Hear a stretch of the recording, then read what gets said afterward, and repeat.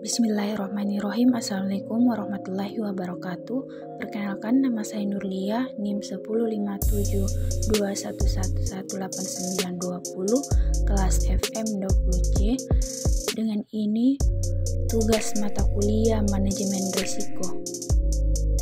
Adapun materi yang akan dibahas pada video kali ini yaitu konsep risiko, di mana terbagi dari beberapa bagian, yaitu yang pertama definisi risiko, kedua macam-macam risiko, ketiga sumber serta penanggulangan risiko, keempat konsep risiko, kemudian yang kelima manfaat dan proses manajemen risiko. Yang pertama, definisi risiko. Risiko adalah suatu keadaan yang tidak pasti dan terdapat unsur berbahaya, akibat atau konsekuensi yang bisa terjadi akibat proses yang sedang berlangsung maupun kejadian yang akan datang. Semua aktivitas individu maupun organisasi pasti mengandung risiko di dalamnya karena mengandung unsur ketidakpastian. Risiko tersebut bisa terjadi karena tidak ada atau kurangnya informasi tentang hal yang akan terjadi di masa mendatang, baik itu hal yang menguntungkan atau merugikan. Dalam Kamus Besar Bahasa Indonesia, risiko adalah akibat yang kurang menyenangkan atau merugikan, membahayakan dari suatu perbuatan atau tindakan. Pengertian risiko adalah ketidakpastian tentang peristiwa masa depan atau hasil yang diinginkan atau tidak diinginkan. Yang kedua, macam-macam risiko. Macam-macam risiko usaha menurut sifatnya ada 5. Yang pertama, risiko murni, di mana risiko murni adalah risiko yang pasti menimbulkan kerugian. Yang kedua, risiko spekulatif, di mana risiko yang dapat timbul karena disengaja oleh yang bersangkutan agar mendapat keuntungan. Ketiga, risiko fundamental adalah risiko yang bersumber dari alam atau lingkungan dan berdampak besar. Kemudian yang keempat, risiko khusus, di mana risiko yang timbul karena bersumber pada peristiwa tunggal atau mandiri sehingga sangat mudah diketahui penyebabnya. Yang kelima, risiko dinamis, risiko yang disebabkan oleh kemajuan teknologi. Kemudian macam-macam risiko usaha menurut konsekuensi. Yang pertama itu risiko yang tidak bisa diterima, kedua risiko yang tak diinginkan, ketiga risiko yang dapat diterima, kemudian yang keempat risiko yang dapat diabaikan.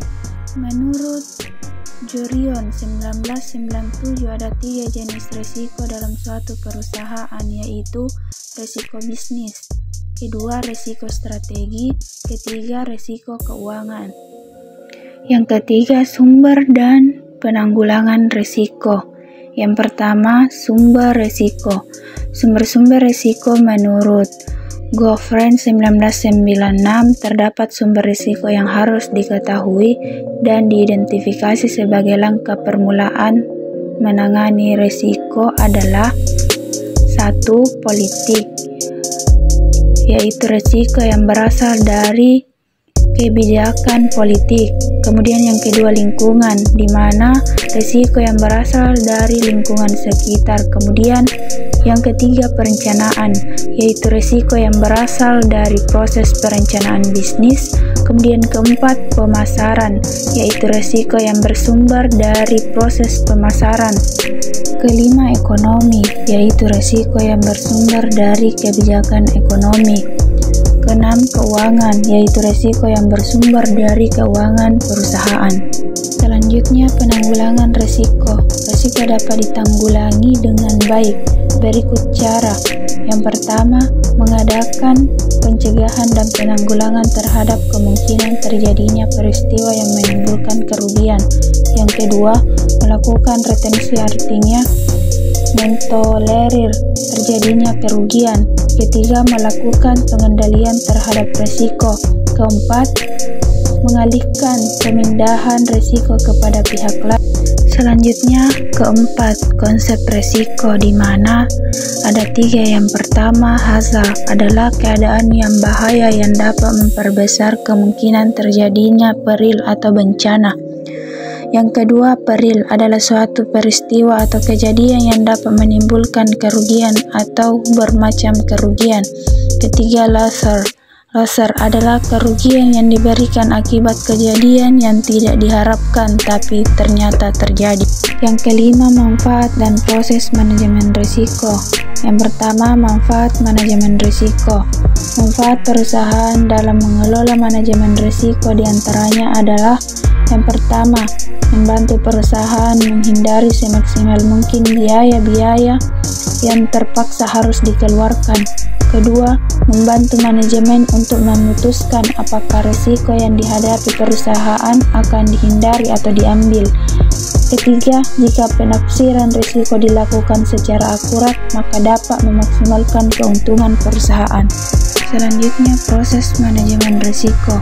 Proses manajemen risiko merupakan kegiatan kritikal dalam manajemen risiko karena merupakan penerapan daripada prinsip dan kerangka kerja yang telah dibangun. Proses manajemen risiko terdiri dari 5 proses besar, yaitu 1. Penetapan konteks, kedua, penilaian risiko, ketiga, penanganan risiko, keempat, komunikasi dan konsultasi, 5. Mentoring dan review. Bagian terakhir yaitu hubungan manajemen risiko dalam perusahaan.